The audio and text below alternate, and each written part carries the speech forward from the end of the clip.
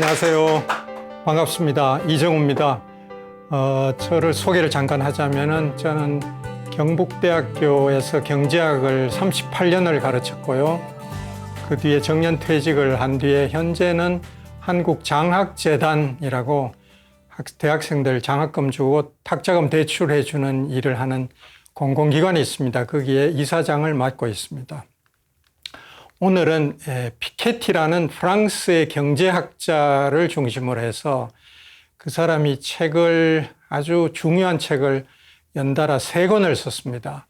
그 3권의 책을 놓고 앞으로 10번에 걸쳐서 피케티가 주장하는 그런 현재 세계적인 불평등 문제, 그런 것을 놓고 강의를 10번에 걸쳐서 하겠습니다. 그리고 맨 끝에는 한국의 불평등, 그리고 한국의 특히 부동산 불평등에 대해서 국민들의 관심이 굉장히 높죠. 그래서 그 문제도 짚도록 그렇게 하겠습니다. 오늘은 제1강입니다. 그래서 피케티라는 이 경제학자가 주장하는 게 뭔지 개요를 먼저 설명하는 것으로 시작을 하겠습니다. 자, 피케티의 책이 제 옆에 여기 있습니다. 이 책을 써서 피케티는 그전까지는 무명의 그런 경제학자였죠. 근데 이 책 한 권으로 일약 세계 주목을 받고 말하자면 자고 일어나니 유명해졌더라 이런 말이 있죠. 바로 그런 경우입니다. 피케티라는 이 경제학자를 잠깐 소개하자면 1971년 프랑스에서 출생했고요. 런던 대학에 런던 스쿨 오브 에코노믹스로 해서 유명한 대학이 있습니다. 그 대학에서 경제학 박사를 받았습니다. 학부는 프랑스에서 대학을 한 뒤에 영국으로 유학을 간 것이죠. 박사학위를 받고는 미국 MIT라고 공과대학으로 세계적으로 유명한 대학이 있죠. 그러다가 갑자기 웬일인지 돌연 프랑스로 돌아갔어요. 그러고는 혼자서 그 프랑스의 장기 통계 연구에 집중을 했습니다. 프랑스는 다른 나라에 비해서 장기 통계가 많다고 합니다. 왜 그렇게 됐느냐? 특히 세금 통계가 많은데요. 그 이유는 프랑스 혁명하고 관련이 있습니다. 프랑스 혁명이 1789년에 일어났죠. 프랑스 대혁명이라 부릅니다. 그 유명한 대혁명이 일어난 제일 큰 이유가 세금의 불평등 문제였고, 그래서 혁명이 일어난 뒤에 혁명 정부들이 가장 주력한 것이 이 세금을 바로잡아야 되겠다. 그러자면 통계부터 좀 제대로 있어야 되겠다 해서 대단히 잘 정비된 세금 통계를 프랑스가 가지고 있습니다. 이 오래된 200년 묵은 이 통계들을 피케티가 연구를 시작했습니다. 그전에는 아무도 관심이 없었어요. 그럼 200년 전에 세금, 이건 누가 관심이 있겠습니까? 근데 이 사람은 아주 독특하게도 그런 아무도 관심 없는 그 문제를 계속 파고 들어가지고 거기서 놀라운 연구 결과를 얻어내게 된 것이죠. 그래서 탄생한 것이 바로 이 책 21세기 자본이라는 책이 나오게 됩니다. 피케티가 21세기 자본이라는 이 세계적으로 주목받은 이 명절을 통해서 발견하고 주장한 것은 이런 것입니다.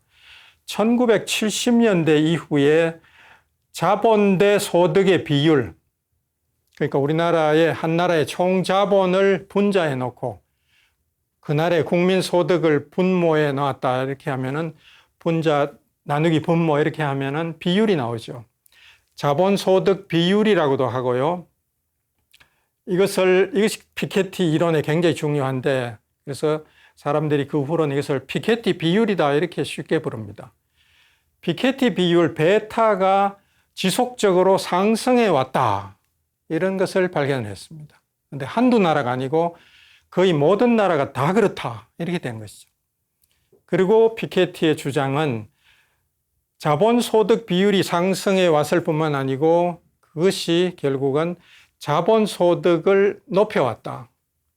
그래서 국민소득은 자본소득과 노동소득으로 나누어집니다. 근데 자본소득이 늘어났다는 것은 다른 말로 하면 노동소득이 줄어들었다는 것이죠.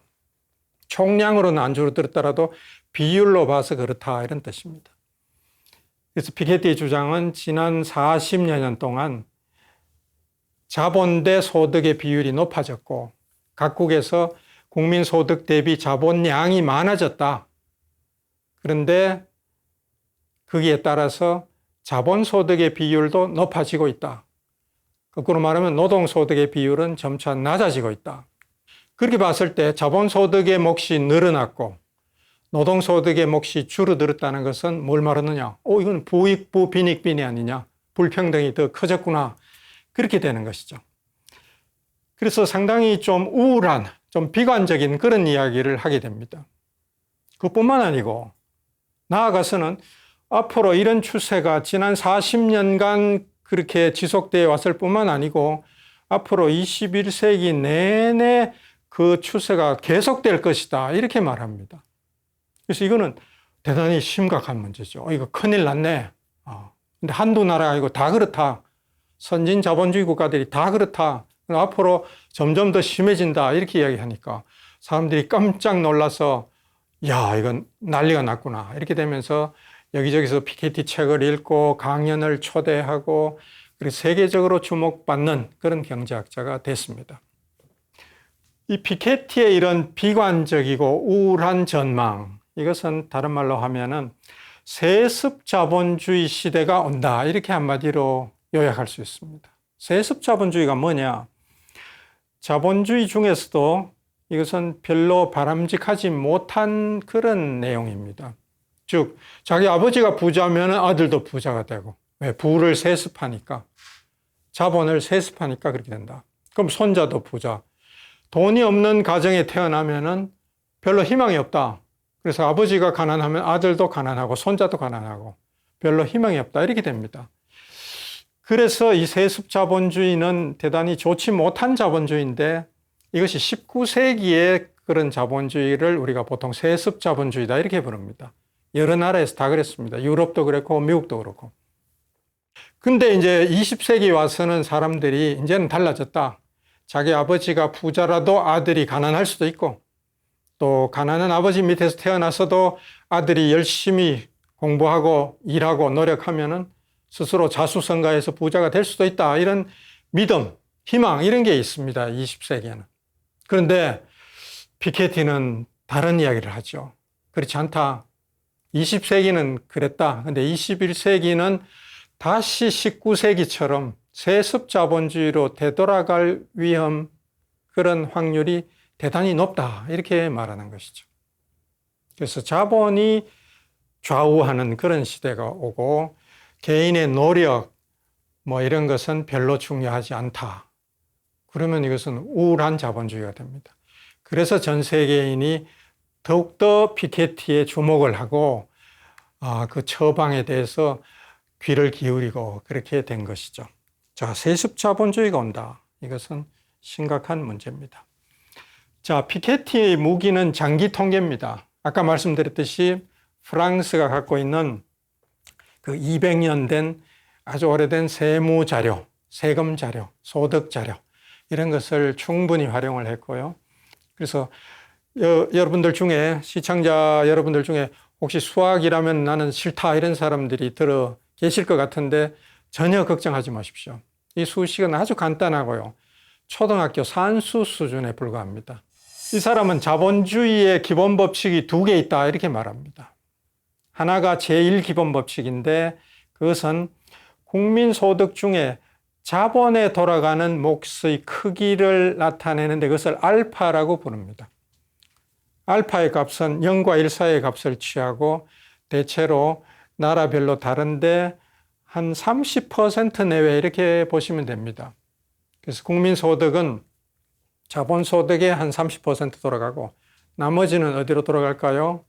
아까 이야기한 대로 노동소득이죠. 그래서 노동소득의 70% 돌아갑니다. 30%면 0.3, 알파가 0.3이라는 것은 어떻게 결정되느냐 하면은 R 곱하기 베타다. 그렇게 쓰고 있습니다. 이게 제일 기본 법칙입니다. 간단하죠? 그러면 이 0.3은 어디서 나온 것이냐 하면은 R은 뭐냐 하면은 자본의 수익률입니다. 자본의 수익률인데 피케티가 발견한 바에 의하면은 이 R은 나라별로 차이가 있고 시대별로 물론 차이가 있지만 대체로 5%라고 보면은 거의 틀림없다 이렇게 말합니다.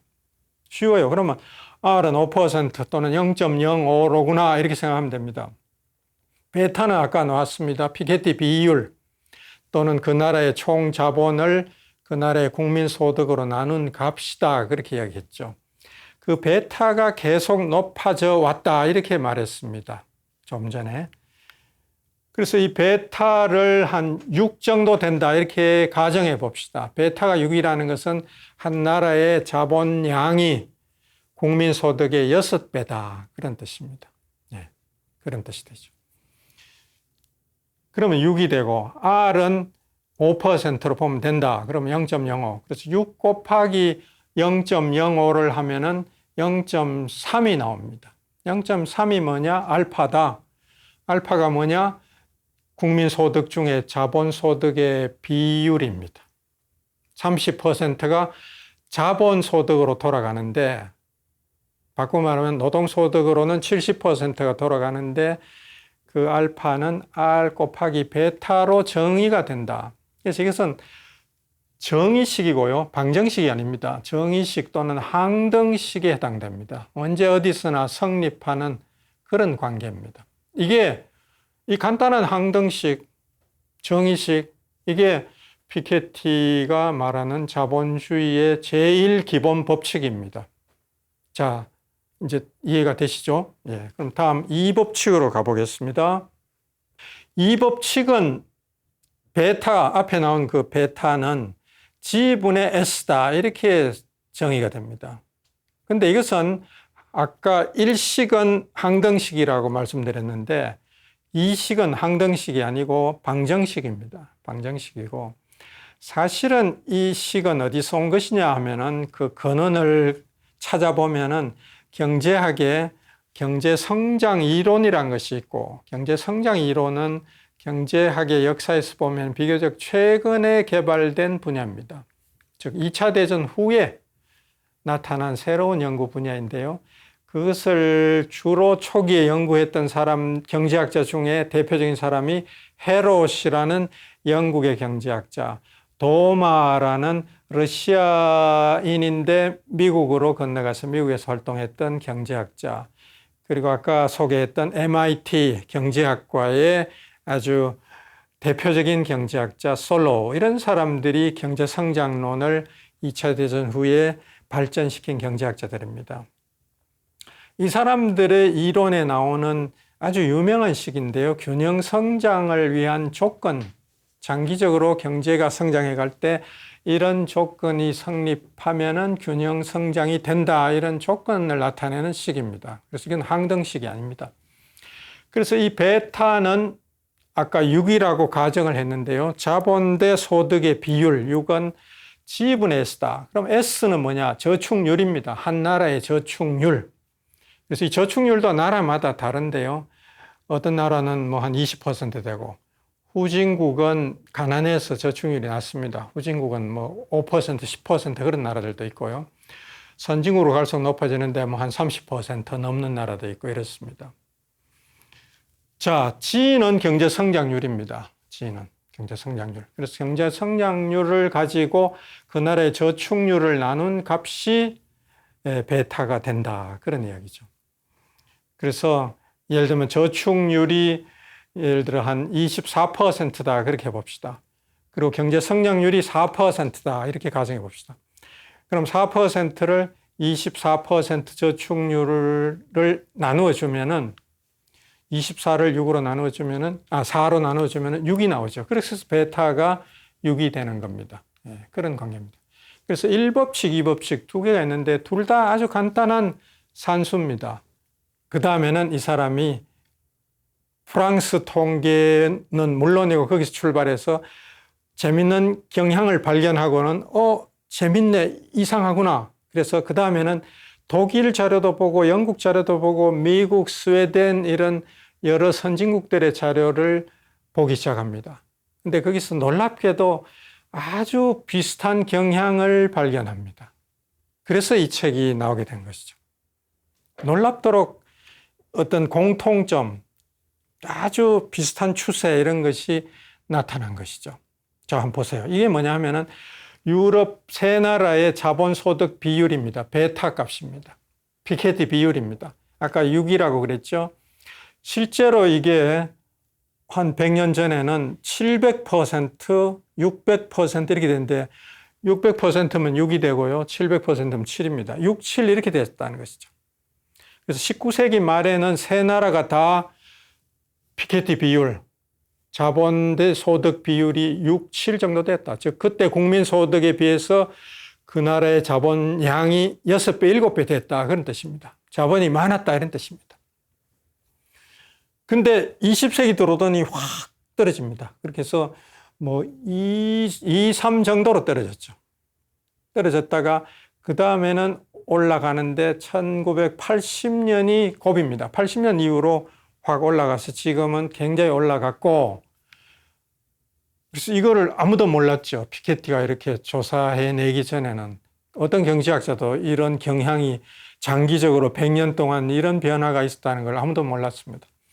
올라가고 있을 뿐만 아니고, 그리고 아까 말했듯이 이건 계속 올라갈 것이다. 그리고 계속 올라가면은 결국 베타가 올라가게 되고, 이게 베타가 계속 올라가면 어떻게 되느냐? 다시 조금만 거슬러 가서 보면요. 일식으로 가봅시다. 여기서 베타가 계속 올라가고, R은 아까 어느 시대, 어느 나라나 대체로 5%로 보면 된다 그랬죠. 그래서 이건 일정하다고 보면 베타가 계속 올라가면 알파가 계속 올라가게 됩니다. 그럼 알파가 계속 올라간다는 건 무슨 뜻이냐? 국민소득 중에 자본소득이 점점 많아진다 이런 뜻이 됩니다. 근데 아까 말씀드렸듯이 자본소득 버는 사람들은 대체로 상대적으로 부자들이다 이렇게 보면은 부익부 빈익빈이 된다는 뜻입니다. 그래서 불평등이 심해진다. 그런 아주 우울한 예상이 여기서 바탕을 두고 있습니다. 자, 그럼 베타가 이렇게 증가하고 따라서 알파가 계속 상승하고 이런 추세가 1970년 이후에 계속되고 있다. 이것을 피케티가 발견한 것이죠. 베타가 높았을 때 불평등이 높았다. 베타가 낮아지니까 알파도 낮아지고 불평등도 낮아졌다. 근데 다시 점점 올라가서 불평등이 심해지고 있고 앞으로 21세기 동안 계속 심해질 것이다. 이런 예언입니다. 그래서 실제로 여러 나라의 자본을 조사를 해봤습니다. 자본을 조사해 보니까 선진국 또는 부국들의 이 자본이 지난 40년간 계속 올라가는 추세를 보여주고 있습니다. 자본소득 비중을 볼까요? 이게 바로 알파입니다. 일식을 한번 여러분들이 생각을 해보시면요. 알파는 R 곱하기 베타다 그랬죠. R은 일정하게 5%를 유지하니까 베타가 높아지면 알파도 높아질 것이다. 그렇게 됩니다. 실제로 알파를 조사해 봤습니다. 피케티가 해보니까 이게 6개 선진국에서 일제히 다 올라가고 있습니다.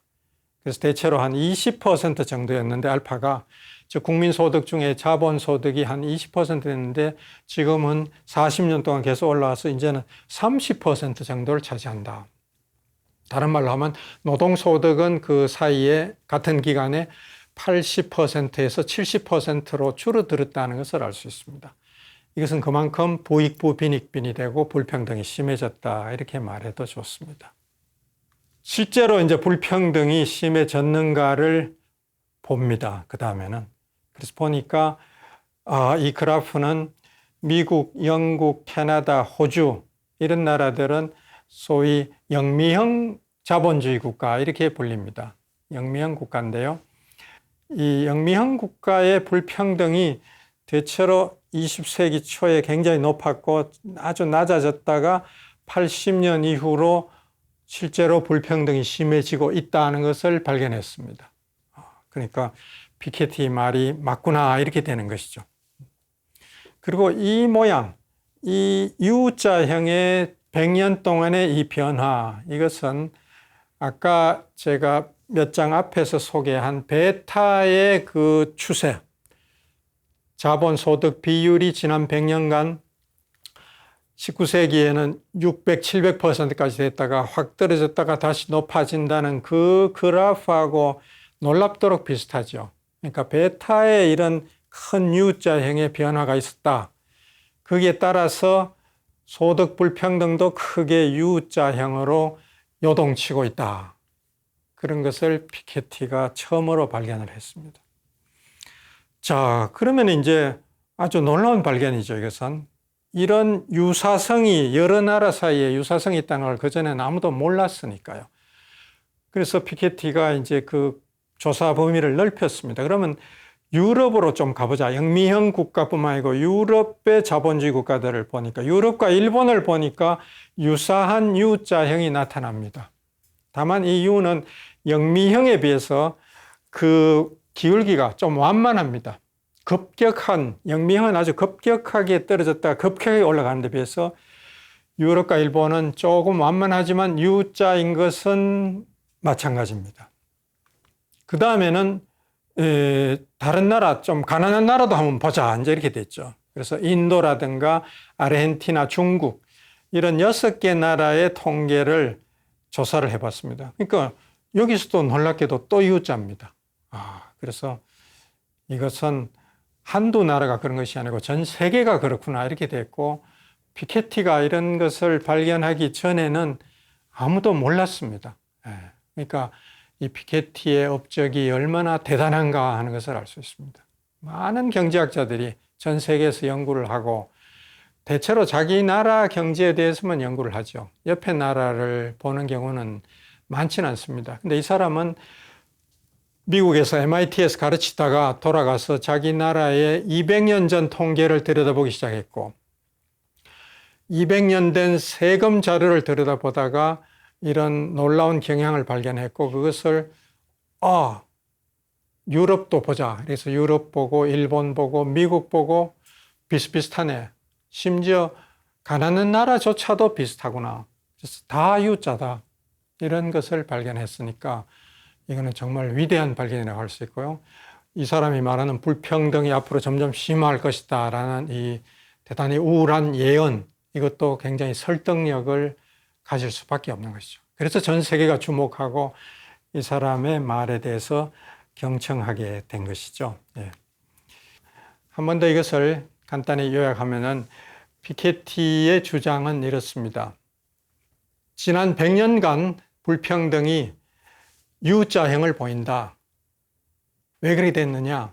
그것은 베타라는 자본소득 비율이라는 것이 굉장히 중요한데, 이 베타가 U자형을 보이면서 변동해 왔다는 것입니다. 그렇게 되니까 이 베타에 따라서 알파라는 자본소득의 비중, 그것도 비슷한 움직임을 보였고 전체 불평등도 비슷하게 U자형을 보인다. 그렇게 됩니다. 그 다음에 앞으로 21세기 내내 이런 경향은 더 계속될 것이다. 그렇게 되면서 21세기는 우울하게도 20세기하고는 다른 세습자본주의 시대가 올 것이다. 세습자본주의는 19세기에 있었는데 이 19세기에 있었던 좋지 않은 나쁜 성질의 이 자본주의가 다시 온다. 이런 우울한 이야기를 하고 있습니다. 그래서 우리가 20세기에는 상당히 희망을 갖고 가난한 사람도 열심히 노력하면은 부자가 될 수 있다. 이런 희망이 있었습니다. 그래서 그 세상을 우리가 메리토크라시, 우리말로 번역하면은 실력주의가 주된 20세기의 사상이고 사람에게 희망을 줬습니다. 근데 피케티의 전망은 정반대입니다. 그건 20세기 이야기였고 이제 21세기는 세습자본주의가 온다. 그래서 실력주의는 끝나고 세습주의가 온다. 세습주의가 뭡니까? 아버지가 부자면 아들도 부자, 손자도 부자. 이렇게 우울하게 가는 그런 자본주의가 될 것이다. 그런 이야기입니다. 아주 충격적이죠. 놀랍습니다. 그리고 여러 나라에 대해서 이렇게 비슷한 경향을 발견했다는 것은 정말 위대한 발견이라고 할 수 있고요. 그래서 앞으로 피케티가 이걸 대해서 어떤 이야기를 하는지 또 어떤 처방을 내리는지 그것을 앞으로 뒤에 나오는 강의에서 계속 말씀드리도록 하겠습니다. 이상으로 제1강을 마치겠습니다.